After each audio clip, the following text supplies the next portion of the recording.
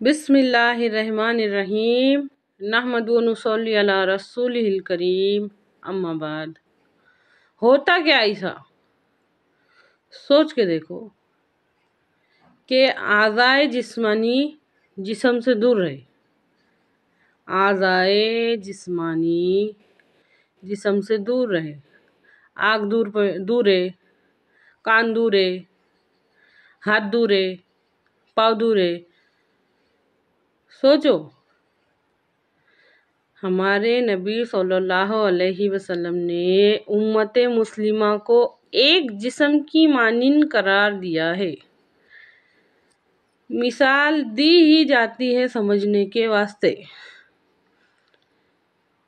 بات کو سمجھو، اگر دنیا کے بھی کاموں میں، دنیا کے بھی معاملات میں ہم مثال دیتے تو کیوں دیتے؟ سمجھانے کے واسطے، کہ سامنے والے کو مثال کے ذریعے سے ہماری بات سمجھ میں آئے۔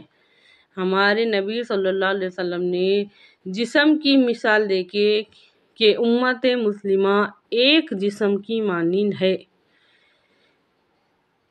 جڑ کے رہنے والی۔ ایک مرتبہ 500 عالموں کا اجتماع ہوا، ہمارے تمہارے جیسے عام لوگوں کا نہیں، عالموں کا اجتماع ہوا۔ ان کا ٹاپک کیا تھا؟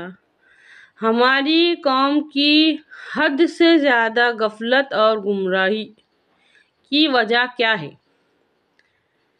بہت سوچ بچار کرنے کے بعد وہ لوگ اس نتیجے پہ پہنچے کہ نمبر 1 قرآن سے دوری اور نمبر 2 فرقہ پرستی۔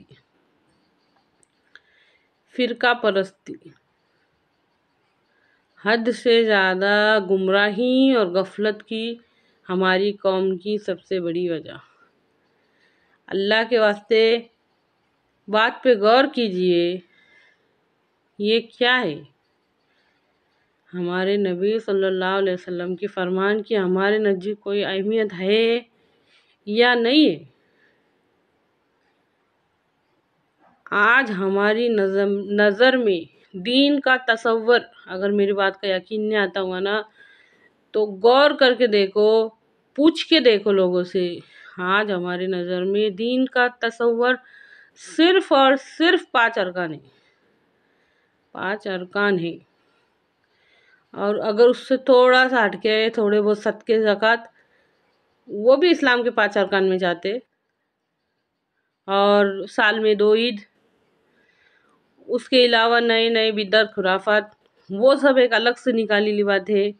لیکن آج ہماری نظر میں دین کا مکمل تصور اسلام کے 5 ارکان ہیں: پہلا کلمہ، دوسری نماز، تیسرا روزہ، چوتھی زکوٰۃ اور 5واں حج۔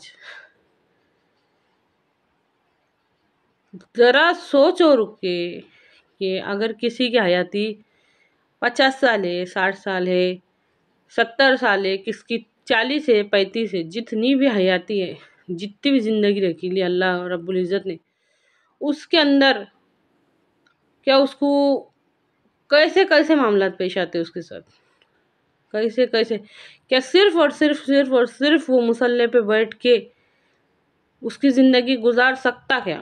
ایسا ہو سکتا کیا؟ سب اللہ کی طرف سے، سب کچھ اللہ کی طرف سے۔ اس کی زندگی میں کبھی رحم کرنے کی نوبت آتی، کبھی انصاف کرنے کی نوبت آتی، ہر چیز کی نوبت آتی۔ کب کون سے موڑ پہ انسان نے کیا عمل کرنا ہے، وہ سب رہنمائی ہمارے نبی صلی اللہ علیہ وسلم نے دی۔ اب اگر ہمارے نزدیک دین کا تصور صرف عبادت ہے تو ان معاملے کے اندر جو ہم عمل کر رہے نا، وہ من مانے عمل کر رہے، ہماری مرضی سے، ہمارے دل سے عمل کر رہے، تو اس کا جو نتیجہ نکل رہا وہ آج ہمارے آنکھوں کے سامنے کہ معاملات میں بالکل بھی دین نہیں رہا، معاشرات میں بالکل بھی دین نہیں رہا، اخلاقیات میں بالکل بھی دین نہیں رہا۔ اس کے سارے نقصانات آج ہمارے سامنے ہے۔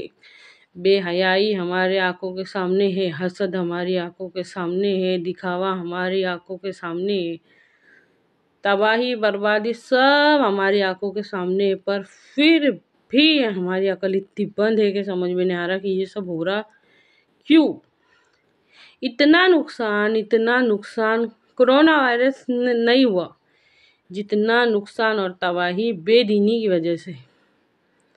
بات پہ غور کرو، کیونکہ کبھی ہم اس نظریے سے دیکھتے نہیں نا تو ہمارے سمجھ میں نہیں آتا۔ ہے اللہ کہنے سننے سے زیادہ بات پہ غور کرنے کی اور اس پہ عمل کرنے کی توفیق عطا کرو۔